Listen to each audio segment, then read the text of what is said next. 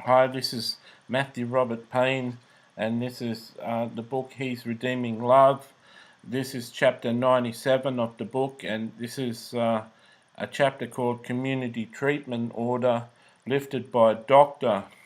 Um, when I went off my medication 3 times in my history of being mentally ill, the doctors enforced upon me an agreement called a community treatment order.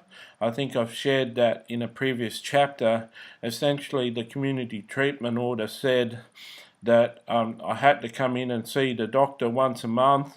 I had to come in and get an injection once a month of my medication, one of my medications. I had to take my oral medication every day.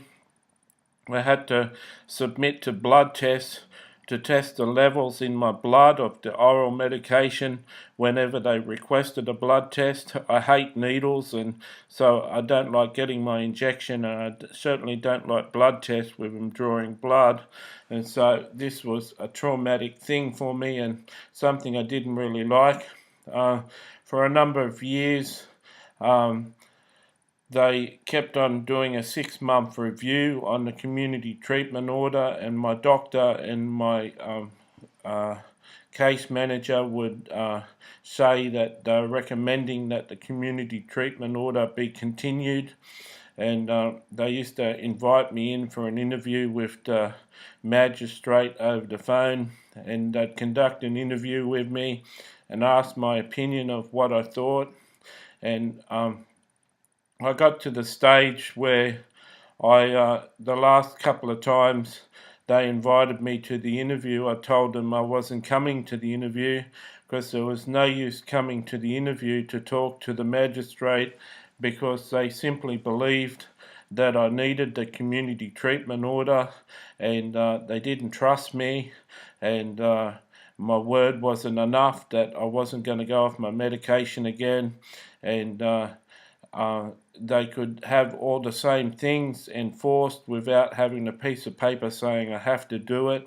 And I was obeying it. I had been obeying it for a couple of years. I was doing everything they wanted to be, and it was just a piece of paper forcing me to do these things. And I said, it's no use having a piece of paper. Why can't you just trust me? And they wouldn't trust me, and they kept on every 6 months enforcing another legally binding community treatment order. Essentially, that said that if my blood test showed that I didn't have enough medication in my system, they could put me back in a psych ward. And like I've experienced, that getting locked up in a psychiatric ward is a very traumatic experience, and you're locked up with people that are really sick and out of their mind and having bad episodes. And so it's no fun getting locked up in one, and certainly not fun having a community treatment order hanging over your head as like a sentence over your life. And it was certainly not enjoyable to not be trusted by your doctors.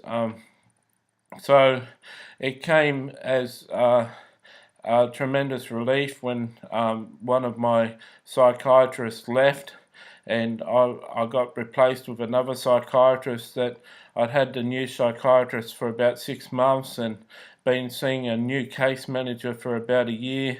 And when it came to the next 6-month community treatment order application, they told me that they weren't going to request another community treatment order, that they were happy with my progress and they're happy with the things that the way things were going, and they weren't going to ask for another community treatment order.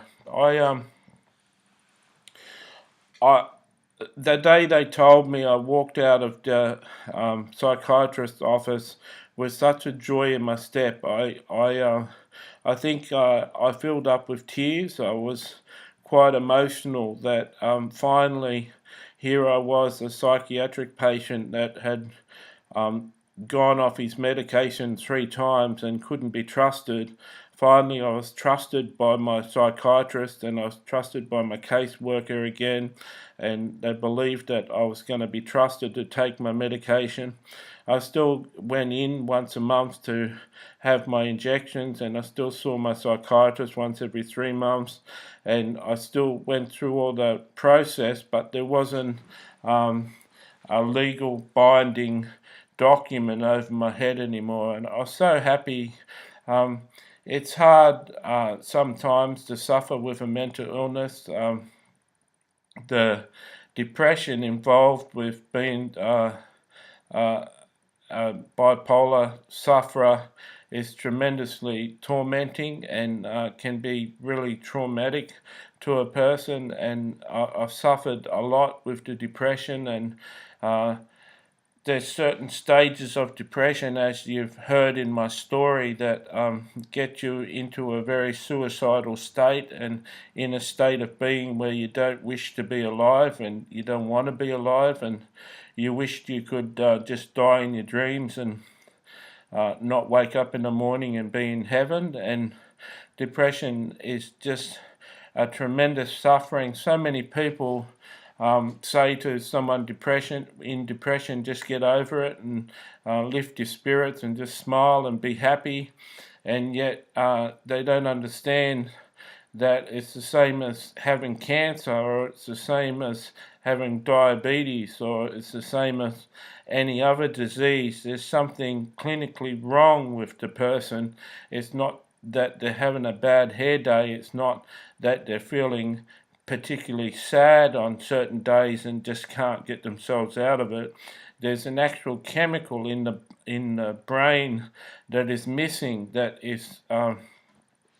needs to be replaced by another chemical for them to feel good and for them not to be depressed. So mental illness is a tremendous burden on a person's life. Of course, there's the other part of bipolar, which is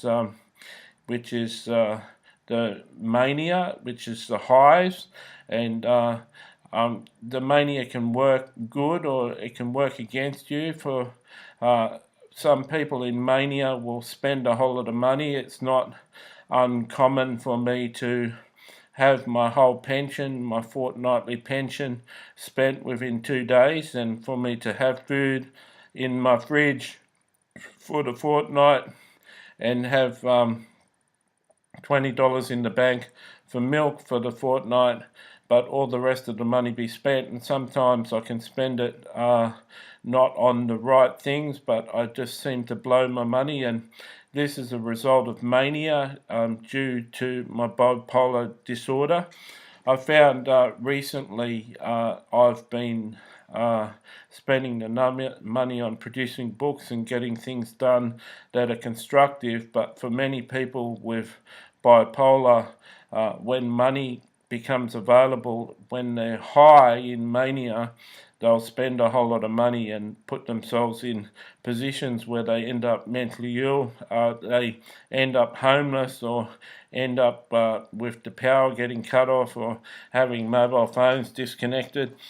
Someone in mania can get a $3,500 mobile phone bill just talking to a whole lot of people and building up a bill.